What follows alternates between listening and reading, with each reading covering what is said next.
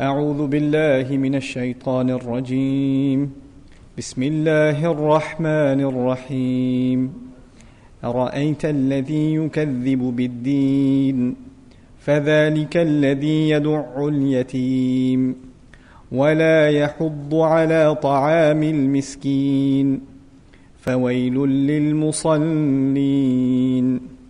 الذين هم عن صلاتهم ساهون الذين هم يراءون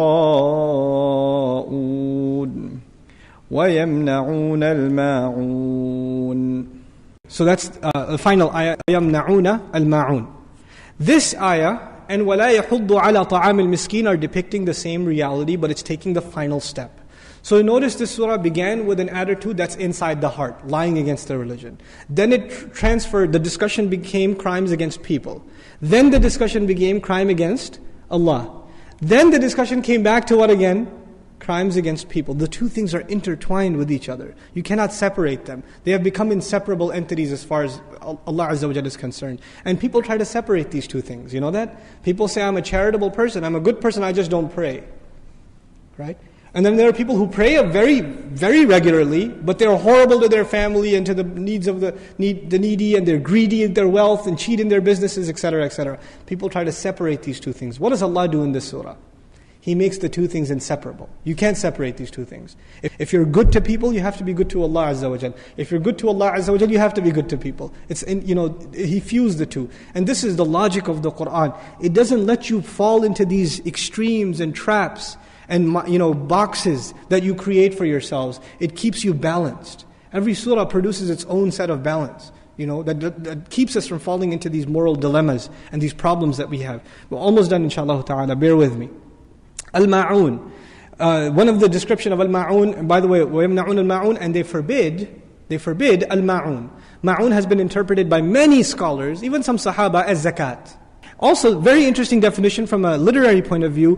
هُوَ مَا لَا يُبْخَلُ بِهِ كَالْمَاءِ وَالْمِلْحِ وَالنَّارِ. It is that which you cannot possibly be cheap in, like water. You can't possibly be cheap in it. But Allah says at the end of this surah, they forbid even ma'un. They are that cheap. They are that, hard of the heart. It's not even bukhl here. There's something more here. They can't see a smile on somebody's face. They can't find themselves doing something good for someone. The first thought that comes in their mind is, why should I help him? Why should I help you? Why should I give you some help? Why should I give you a ride? I don't care. I don't owe you anything. I don't need this. This attitude, not that I can't, not that you need to use it if you don't use it. I just don't want to. I don't like you. I don't want to help you. This is, qaswat al-qalb, the hardness of the heart. Meaning Allah mentions things one after another that make your heart harder. And it comes to the point where even somebody asks you for something small, they ask you for a napkin, they ask you knock on your door from the neighbor and they say, can I have some salt? No! And you slam the door in their face. Think they're going to get salt from me? Pathetic. This is a pathetic attitude. But this is how low a person will reach. And you call yourself leaders, you call yourselves custodians of the house of Allah. Allah Azza wa Jalla says, أَطْعَمَهُم مِّن جُوعٍ in the previous surah. I fed you.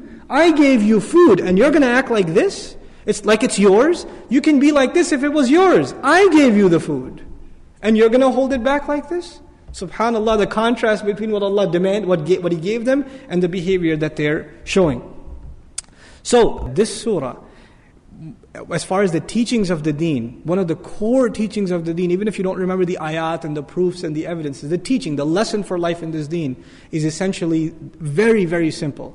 The two things that will keep your heart soft and prove to you that you are not in denial of the final reward and punishment. The deen, that deen. The two proofs of it are how you pray and how much you give.